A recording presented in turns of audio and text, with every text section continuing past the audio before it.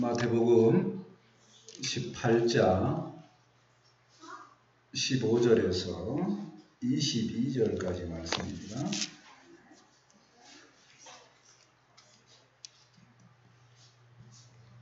마태복음 18장 15절에서 22절까지 한 절씩 교독합니다. 내 형제가 죄를 범하거든 가서 너와 그 사람과만 상대하여 공고하라. 만일 들으면 내가 내 형제를 얻은 것이요.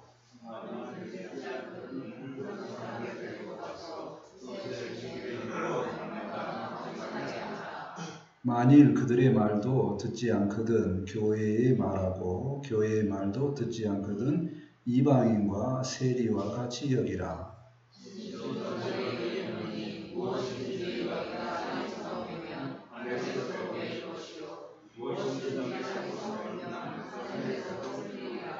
진실로 다시 너희에게 이르노니 너희 중에 두 사람이 땅에서 합심하여 무엇이든지 구하면 하늘에 계신 내 아버지께서 그들을 위하여 이루시게 하시리라.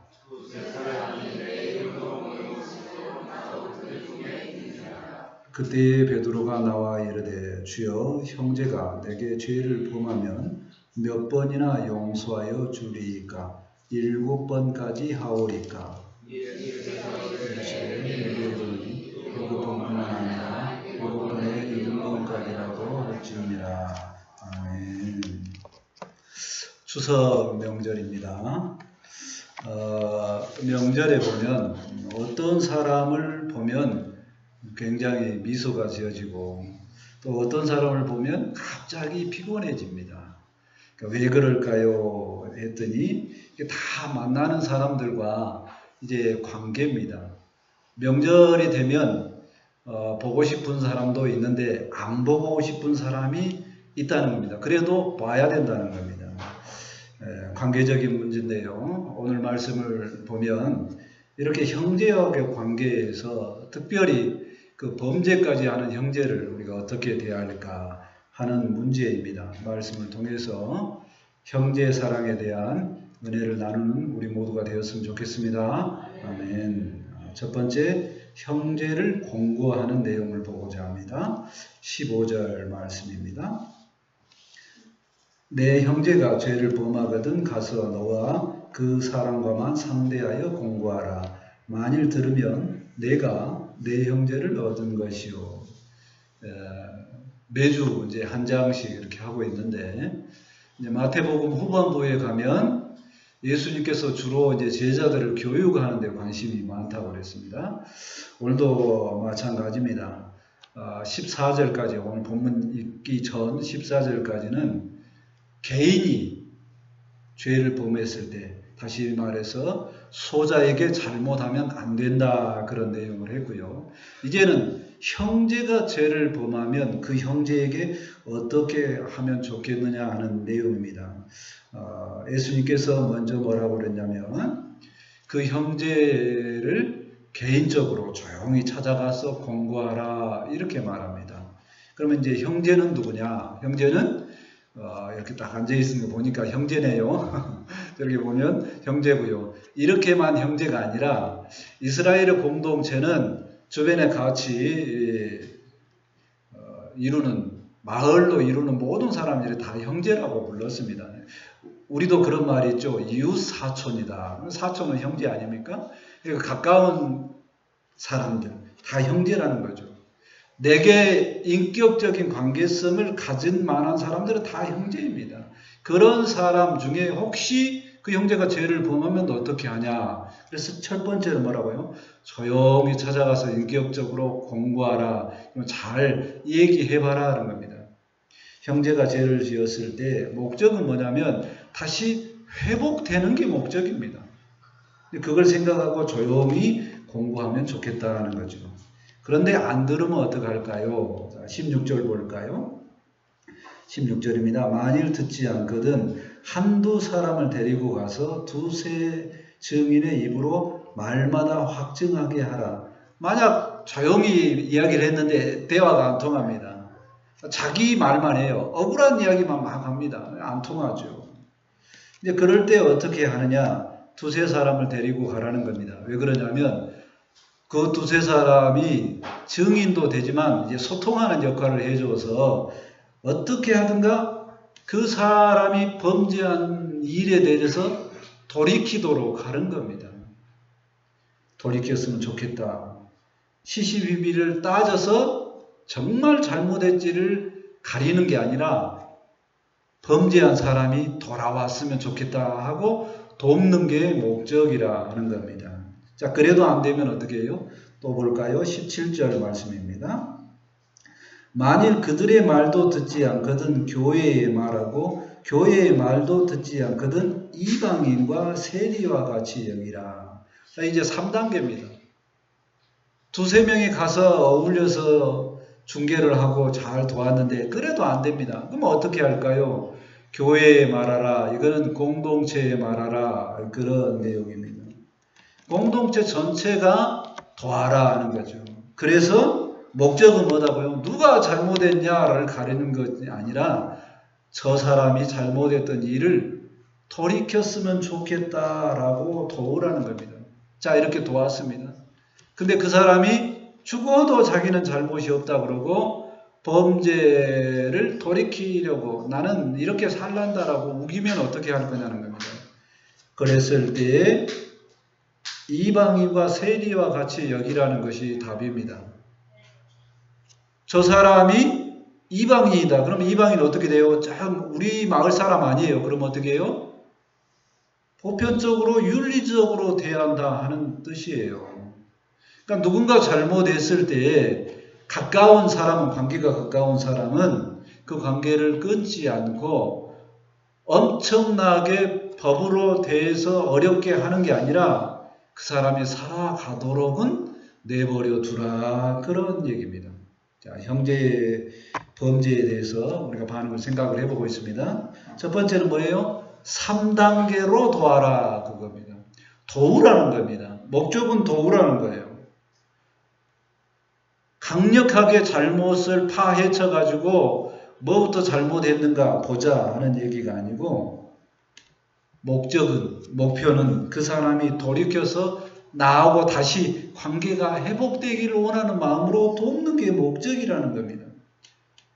금전적인 문제나 안감품 뭐 이게 목적이 아니고 돕는 게 목적이라는 겁니다. 자, 그런데 이렇게 도왔어요. 3단계까지 도왔어. 많은 사람까지 동원해서 도왔어요. 그건 안 되면 어떻게 된다? 관계를 어느 관계로 이제 정리하라 그 뜻입니다. 관계를 끌으라는 뜻이 아니라 관계를 정리하라. 그러면 관계 정리가 뭐냐? 이제 나와 같은 형제로 많은 교제를 나눌 사람이 아니고 그냥 보편적인 윤리 관계로 들어가라는 겁니다. 자, 예를 들어서 그런 겁니다. 우리 동네에 엄청나게 힘들어하는 사람이 한 명 있어요. 엄청나게 힘들어하는 사람입니다. 근데 그 사람이 또 나에게 불법을 행했어. 그러면 따지고 이것을 안 갚고 하는 게 아니라 그 사람이 그래도 법적으로는 사회적으로는 살아가도록 그냥 내버려 둬라 이겁니다. 이방인처럼 내버려 둬라 그겁니다. 우리 애국 사람 만나면 잘 안 통하지 않습니까? 태국 사람 많은데 안 통하지 않습니까? 그래도 그 사람 그대로 살도록 내버려 두는 겁니다. 이 정도 하라는 겁니다. 우리의 실수가 뭐냐면요. 공동체의 실수가 뭐냐면 형제가 잘못을 하면 막 따집니다. 그래갖고 누가 잘못했냐 끝까지 파헤쳐서 잘못했다고 그 용서를 내가 잘못했어. 이 소리 한번 듣고 싶어 하라고 그것 때문에 시시비비를 따집니다. 근데 그게 잘못됐다는 거예요. 따지면 따질수록 관계가 회복되는 게 아니라 따지면 따질수록 불편하기 더 쉽다는 겁니다. 우리 주님께서는 우리에게 그렇게 따지지 말고 그냥 용서하라, 형제의 사랑으로 품어라 그렇게 이야기를 합니다. 우리는 따지면 따질수록 뭔가 잘 될 걸로 생각하고 시도하는데 그게 아닙니다. 우리는 따지면 따질수록 그래서 네가 그렇게 잘못했잖아 라고 허통을 칩니다. 허통을 치면 받는 사람이 어떻게 돼요? 관계를 해보고 싶은 마음이 안 생기고 상처가 된다는 거예요. 그래서 따지지 않았으면 좋겠다는 거예요.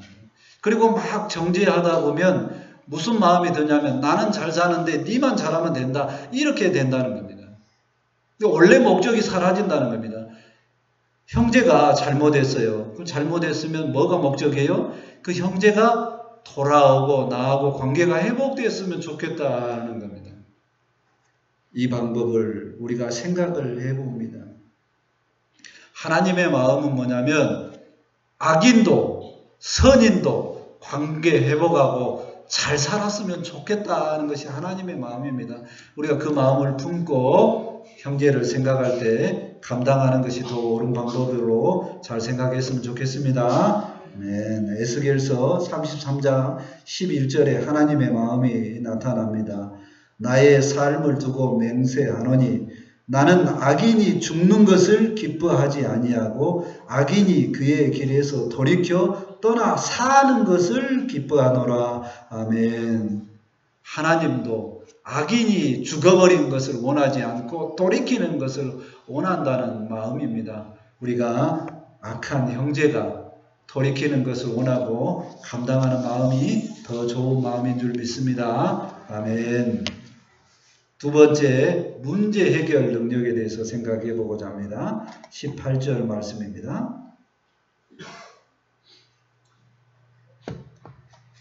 18절입니다. 진실로 너희에게 이르노니 무엇이든지 너희가 땅에서 매면 하늘에서도 매일 것이요 무엇이든지 땅에서 풀면 하늘에서도 풀리리라. 예수님은 제자들에게 너희가 능력이 있다. 이런 능력이 있다라고 말하는 거죠. 땅에서 물며 뭔가 불편하게 매게 되면 하늘에서도 그 불편한 관계 인정한다. 그런 말이고 하늘에서도 관계를 잘 풀면 하나님께서도 인정한다. 그런 뜻입니다. 누구에게 능력이 있다고요? 믿는 우리에게 능력이 있다는 겁니다. 제자들이 능력이 있다는 거예요. 믿는 사람이 능력이 있다는 겁니다. 대단한 권위를 우리에게 하나님께서 허용을 하시는 겁니다. 우리가 마음만 먹으면 많은 문제를 해결할 수 있다는 겁니다. 이 매이는 문제는 뭐하고 연결돼요? 지금 형제의 문제, 죄 문제, 그것도 해결할 수 있다는 거예요. 형제하고 문제를 잘 풀면 형제의 죄 문제도 해결해 줄 수 있다 하는 얘기입니다. 19절 말씀을 보실까요? 진실로 다시 너희에게 이르노니 너희 중에 두 사람이 땅에서 합심하여 무엇이든지 구하면 하늘에 계신 내 아버지께서 그들을 위하여 이루게 하시리라. 예수님께서 제자들에게 계속해서 능력이 있음을 확증을 합니다. 두셋이서 합심하여 하늘에서 그 역할을 대신하면 그런 얘기입니다. 그러면 하늘에 계신 아버지께서도 그를 위하여 이루신다는 겁니다. 그러니까 두셋이서 마음이 합심이 돼야 돼요. 우리 동네에 불편한 사람이 한 명 있다고 그랬습니다. 그런데 그 한 사람을 어떻게 하자고요? 돕자고 마음을 먹은 교인 두 명이 있다. 그런 느낌이에요. 그 두 사람이 합심해서 뭐를 해요? 기도하자는 거예요. 기도해요. 기도해서 뭘 기도를 하느냐? 그 형제가 우리 동네에 불편한 사람이 있으면 우리 동네에서 나갔으면 좋겠습니다 라고 기도하는 게 아니라 그 형제가 범죄하고 있는 그 형제의 마음이 돌이켰으면 좋겠습니다 라고 합심하는 기도입니다. 누구 마음으로요? 하나님의 마음으로. 그러면 하늘에서 하나님께서도 돌봐주시고 그들을 위해서 들어주신다는 거예요. 여기서 그들은 누구냐면 합심하여 기도하는 사람 포함해서 범죄하고 있는 형제입니다. 그들을 위해서 다 도와주신다는 거예요. 형제의 범죄에 대해서 그 범죄를 고발하려고 그 형제를 어떻게 해코지하고자 하는 합심하는 마음이 아니라 죄를 해결하고자 하는 마음이 있으면 그 죄 해결이 누구의 마음과 하나님의 마음과 연결되니까 하나님께서 마땅히 들어주신다는 겁니다.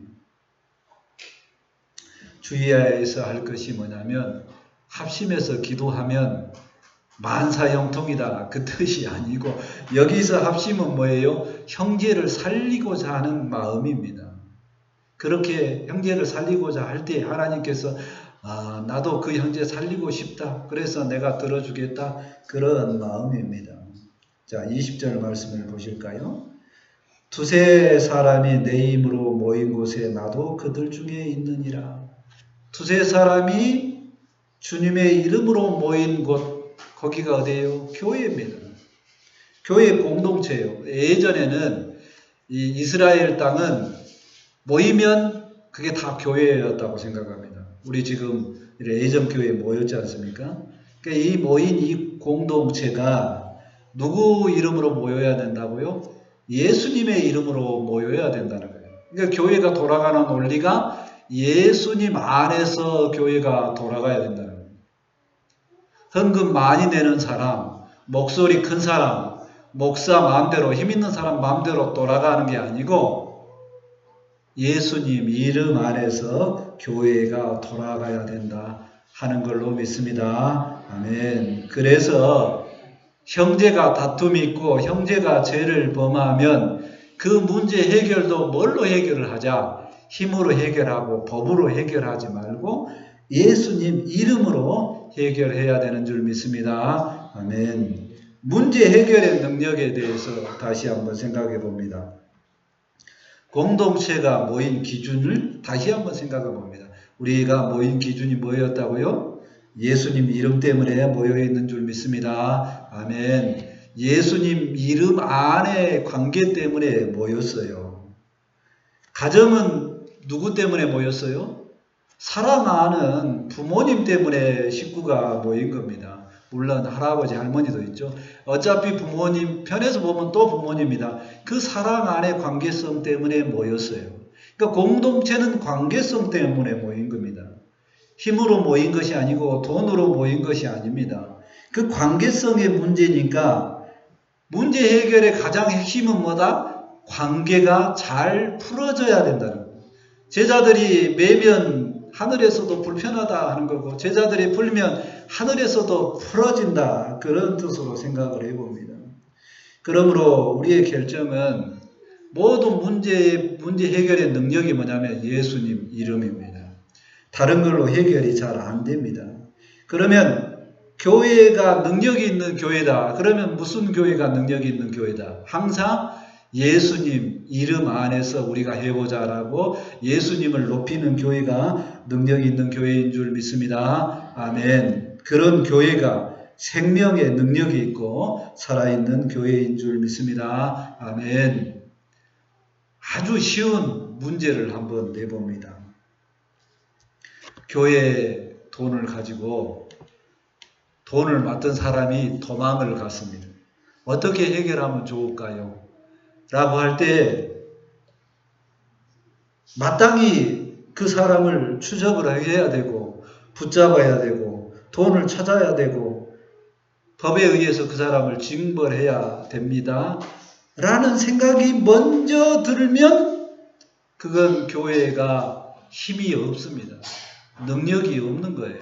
왜 그러냐면 교회는 예수님 이름 안에 있는 교회가 능력이 있는 교회인 줄 믿습니다. 아멘.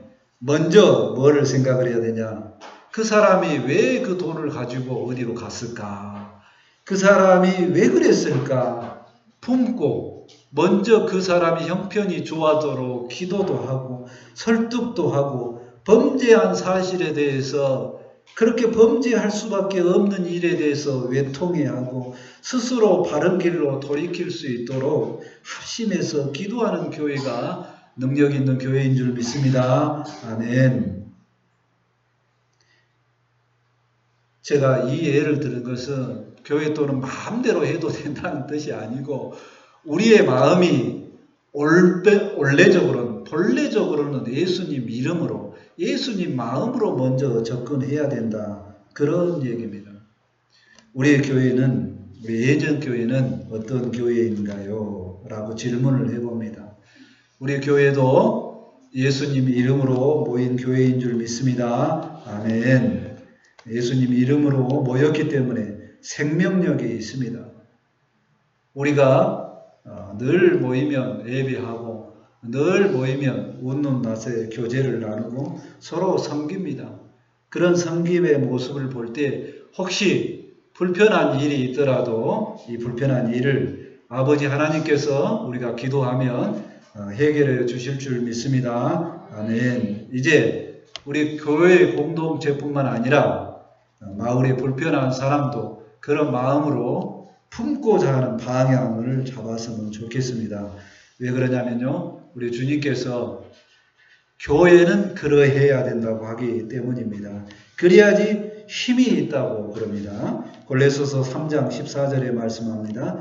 이 모든 것 위에 사랑을 더하라. 이는 온전하게 매는 띠니라. 공동체, 가정도 교회도 가장 중요한 능력이 사랑인 줄 믿습니다. 아멘. 세 번째, 용서의 기준을 생각을 해보고자 합니다. 21절 말씀입니다.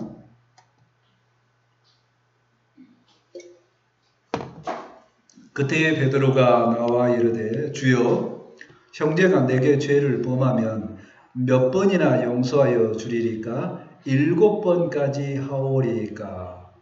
자, 예수님께서 형제의 죄에 대해서 이렇게 쭉 설명을 했습니다. 그랬더니 베드로의 성격이 그렇습니다. 베드로는 뭐를 잘해요? 이렇게 대표적으로 뭔가 질문을 잘합니다. 질문을 잘하는 것은 좋은 성격입니다.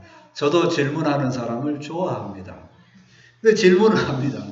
베드로의 생각에 또 랍비는, 이 당시에 랍비는 뭐냐면요, 3번 용서하라 그랬거든요. 그러니까 베드로가 생각을 해봅니다. 예수님이 사랑이 많으신 분이니까 랍비가 했던 것보다 완전하게 나는 몇 번 하자?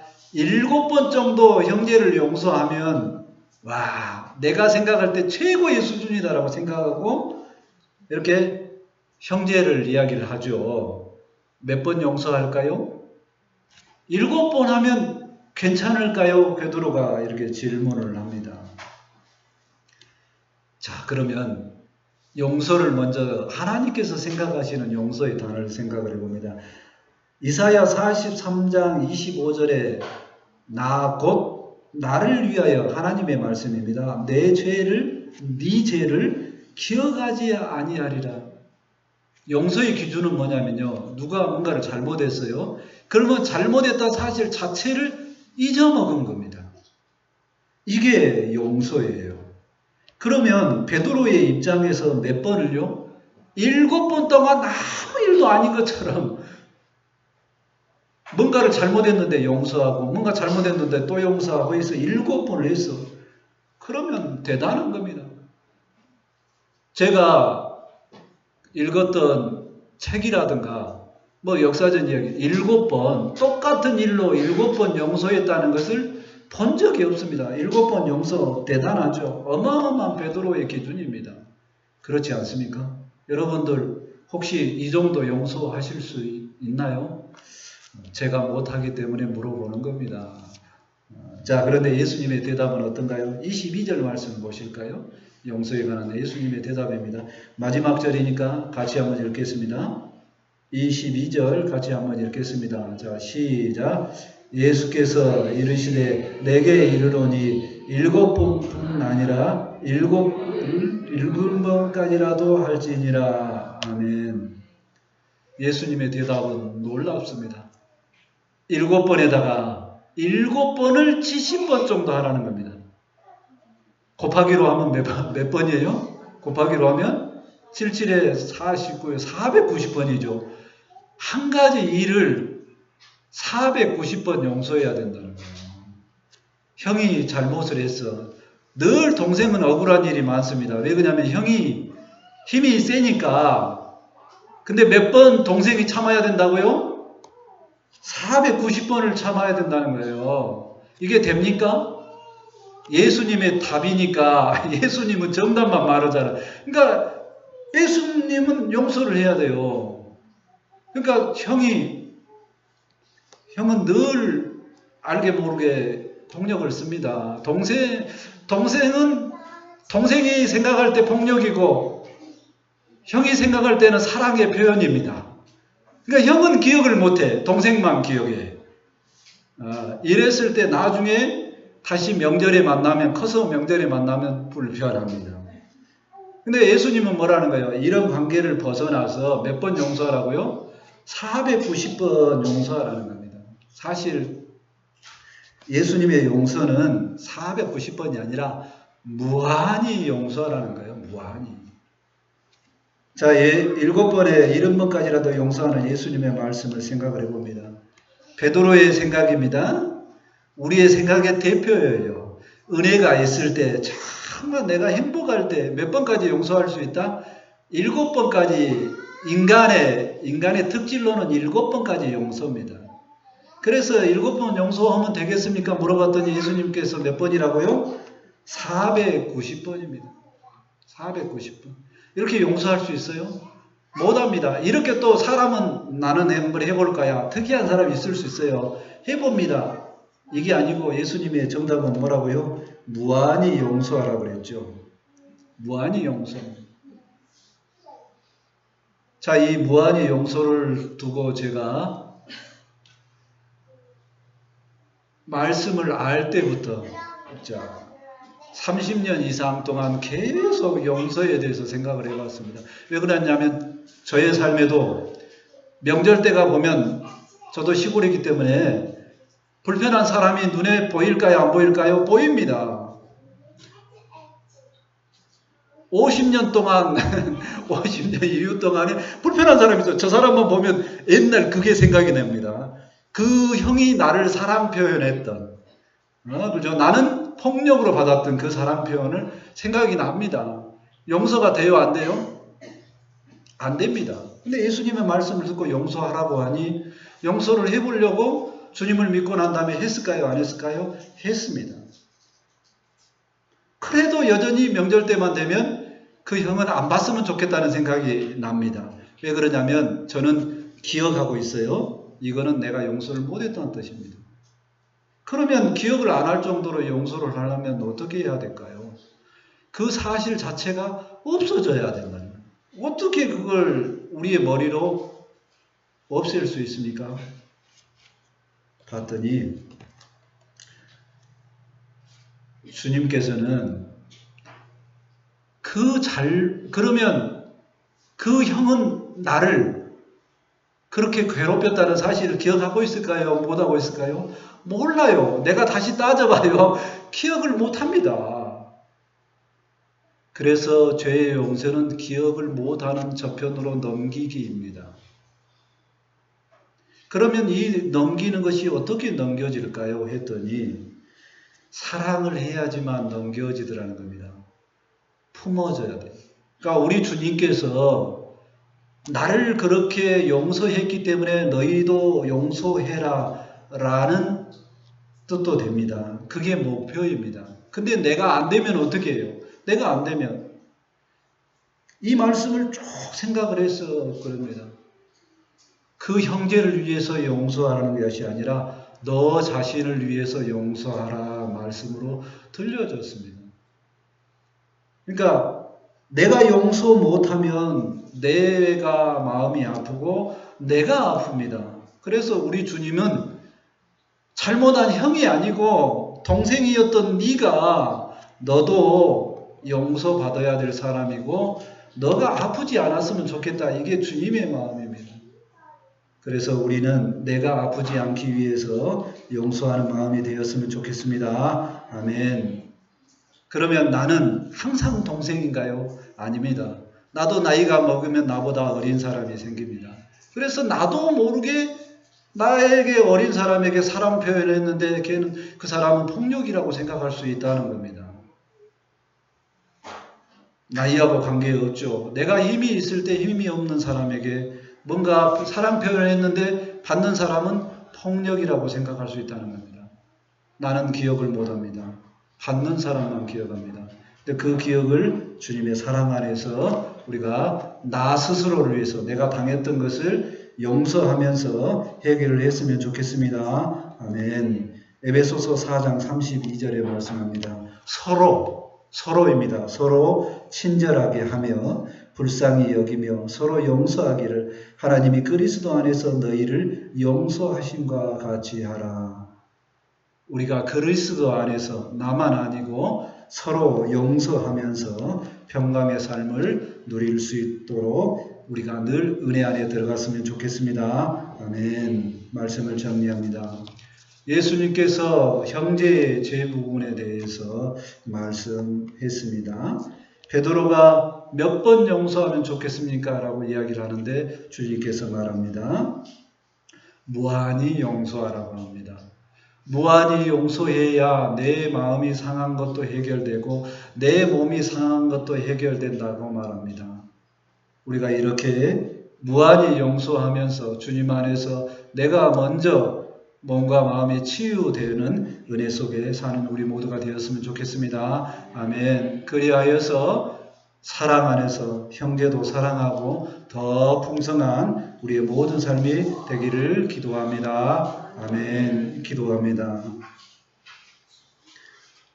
하나님 감사합니다. 베드로처럼 우리는 형제를 용서하기까지 7번 노력합니다. 그러다가 안 되면 포기하고 상처받고 힘들어합니다. 그러나 우리 주님께서 무한히 용서하라고 합니다. 그 무한한 용서는 관계를 회복하는 용서이기 때문에 용서하라고 합니다. 내가 용서해야지 내가 상처를 치유받고 내가 용서해야지 마음의 평강을 이룹니다. 모든 사람 이렇게 용서하면서 마음의 평강을 이루고 주님께서 우리를 사랑하는 것 같이 우리가 모두를 서로 사랑할 수 있도록 함께하여 주옵소서. 그래서 모든 사람 관계가 잘 풀어지고 사랑의 관계 속에서 행복한 관계가 될 수 있도록 함께하여 주옵소서. 이제 말씀이 전파되었사오니 이 말씀이 우리에게 능력이 되고 힘이 되기를 원합니다. 함께하여 주옵소서. 감사하며 예수님의 이름으로 기도합니다. 아멘. 이제 다 같이 찬송 304장 하시고 준비하신 예물 하나님께 드립니다.